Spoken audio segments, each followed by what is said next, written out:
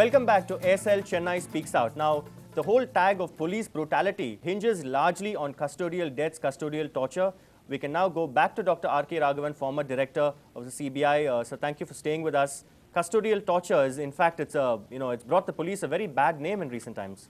But the point is, yes, custodial deaths were in fact the order of the day till a few years ago. Even now, probably once in a while. But the incidence of custodial deaths has come down. I don't attribute this solely to the enlightenment of policemen. It's because there's a greater monitoring of what's going on in police operations, especially in police stations. And the National Human Rights Commission is very proactive. The judiciary comes down heavily on such events. And more than that, the fear of getting caught is definitely gone down into policemen. And lastly, I must compliment the media, especially the visual media like the NDTV and others. You are very sensitive and you highlight instances where the police have gone overboard and try to indulge in lawlessness. This has also put great fear into policemen. So the incidence has come down. I won't say it can be like corruption. I don't think you can eliminate torture. You can eliminate totally misuse of power. But definitely the incidence of such misuse of torture has definitely come down. All right. Thank you, sir. Let's put that to the test.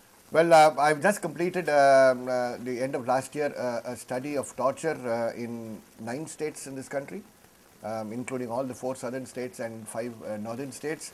And the results that we had of the monitoring that we undertook, if they were extended to the 620 districts of the country, the cases of torture and ill treatment, cruel and inhuman treatment, meted out to people in custody works up to a minimum of 1.8 million cases in this country. 1.8 million cases. And I'm not talking about, and these cases do not refer to cases of Maoists or terrorists or those categories of people whom the state always accuses. I'm talking about torture and ill treatment of ordinary people. And this is what takes place in our police stations. All right. Rajesh, there's strong words there from the human rights activists. I don't know where he got his figures from. And he says he's done a survey, 9 states. He's done a survey, I can say 10.5 millions and 20 trillions. But the point is, what is visible to us? It has come down thanks to the media again. Thanks to the print media, thanks to the visual media. For once you're not being blamed. Yeah, no. When we blame you for once, we also should tell the good things that you're doing. Yeah, that's where we stand. That's where we stand. And so we are pretty balanced in that. So all these figures, they say statistics is the biggest lie that you can say, and you can use it to your end. But what is visible on the ground is it has drastically come down, and it's again because the awareness that's been created. It's because we can very, very firmly speak about Tamil Nadu, where we have supervision systems where has ensured that it comes down drastically. Is there, Radhakrishnan, as a senior journalist from Tamil Nadu, is there underreporting of cases of torture? I believe so. I believe that what has happened, we are seeing a graph wherein there is, we were an egalitarian society. We kept going down that curve. The first Mumbai attacks brought a lot of problems for us, for civil society. And then again, now we see that curve going down. Patriot Act in the US after the September 11 attacks. The same thing is getting repeated here.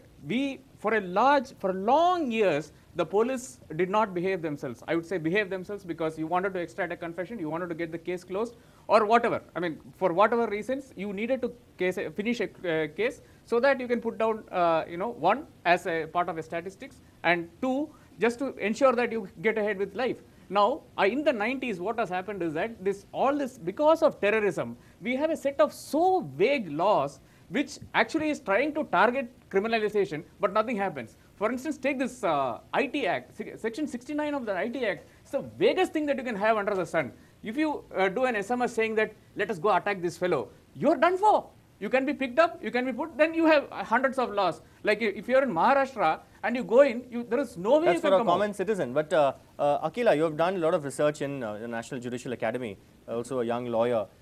The absence of laws, as Radhakrishnan says, we had POTA earlier, it was repealed. There was a hue and cry, it was repealed. Vague laws. Do you believe we have tough laws to deal with terror?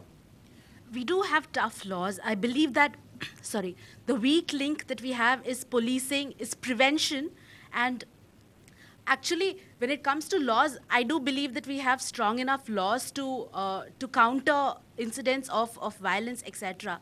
My problem is with brushing aside instances of human rights violation as an aberration.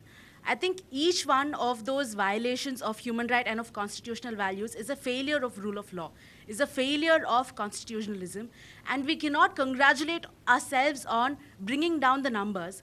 You need to balance human rights with victims' rights. This is what I told the former Chief Justice of the Supreme Court, that one cannot have a one-legged person pointing an accusing finger at the police. Instead, it should be balanced on a tripod of human rights, victims' rights, and human values. Then you will have a balanced picture. See, now you are looking at one spot. It is definitely a blot on the police record when there is a death in custody, when there is custodial torture. The police leadership all over the country condemns it unequivocally. They condemn it or they try to hush it up? No, condemn it unequivocally. No, they don't hush it up. I, as the first district SP in Virudhunagar, not you, but the police department. They don't hush it up. Issued a directive. No, so there may be a case, as you said. Do they hush up? I'll argue that little bit. No, let me finish. The Supreme Court judgment in Prakash Singh, till today, the 7 requirements that the police, that the government of Tamil Nadu and the police should have complied with, including a complaints tribunal. Till today, we are the worst. We are the worst. The guidance has been given by the Supreme Court because the police authorities are not ready to follow that thing. Because in the question of who is a real accused in the sense that the police authority is only a law breaker, because we are doing hard to make a law, but the police authority is doing to break the law first, because when we compare with the public, he is a first person who is going to break the law, whatever that may be. Whenever we are going to pass a direction and we are going to make a recommendation, because the Supreme Court also doing a lot of things, the authority is a Supreme Court, but the protectionism is the police authority, because we are passing that recommendation, but we are issuing the recommendation, they are breaking first. Okay, as a follow-up, I'll come back to yours. Radhakrishnan, I want to ask you now, it's easy to blame them.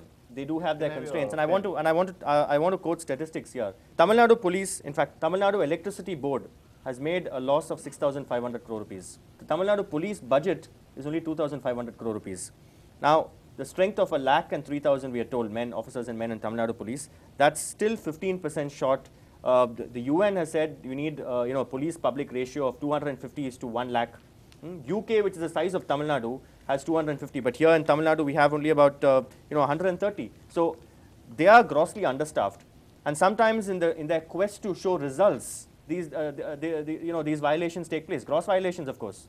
Yeah, it seems so that to be effective as a police officer, to be seen as policing effectively, or you catch hold of a rowdy on the street, drag him through 2 streets. I think that kind of thing works. That is possibly a reason why the police he will shout from the rooftops if you do that also. No, but I think it is wrong. If the policeman drags a rowdy across 2 streets, wouldn't you object? Let me make 2 points clear.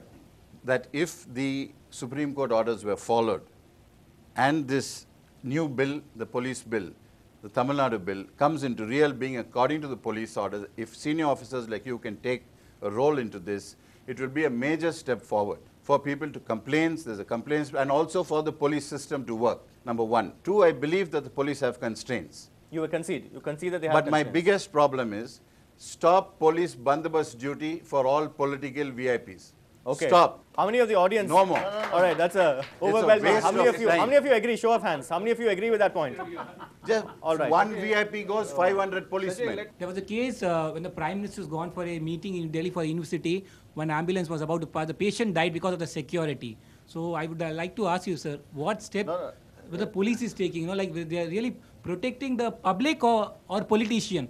You are being paid by public, but you are more of protection for the politician. First thing, when you say that the police are violators, as this young friend said, you are actually weakening the ground on which you stand. The police exists for whom? For the people. And that's why I asked myself, when I was a young SP, who does the police exist for? And the answer came, the quintessential answer was, the police exists for the people. Then I said, why is there so much antagonism as we see here between the police and the public? How to empower the public to enter into interface, which is not antagonistic. And that's where the answer came, FOP, of Friends of Police. And that's why for the last 16 years, I've been striving to set up this movement. Down the go to the ranks, it local doesn't police percolate. station. Okay. The local police people. That's there is a a fair, lot of that's a fair corruption at the comment. lower It's level. not a fair comment. It's No, not at all a fair it's also comment. percolated. I mean, because, as he says, No, go to no, the police no, station, people find it difficult to register an FIR. You know, police stations don't have paper, right? They have to write paper with 6 carbon copies, right? There's no toilet.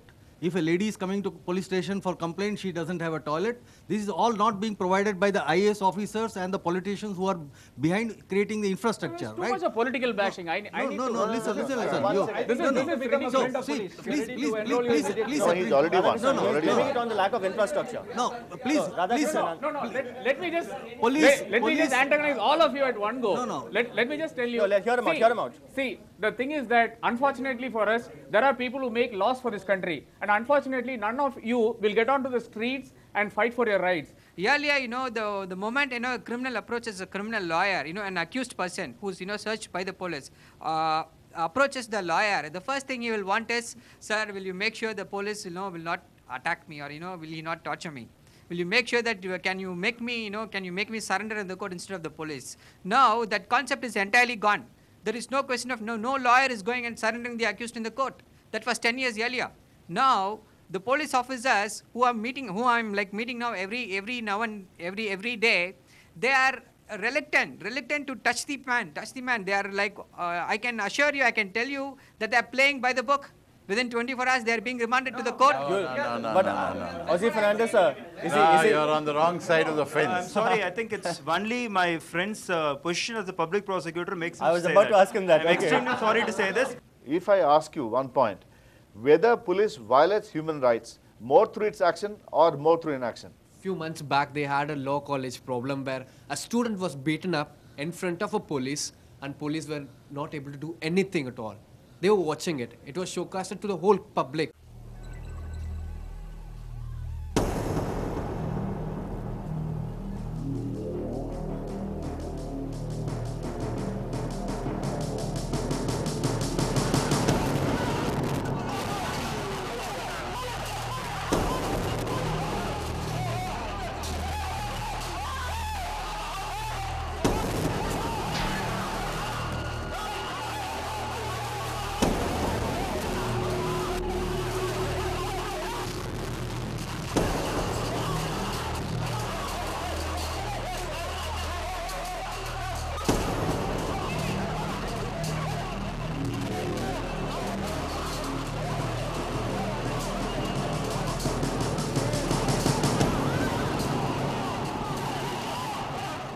Police are the people and the people are the police. Do you know that each of you are part-time policemen?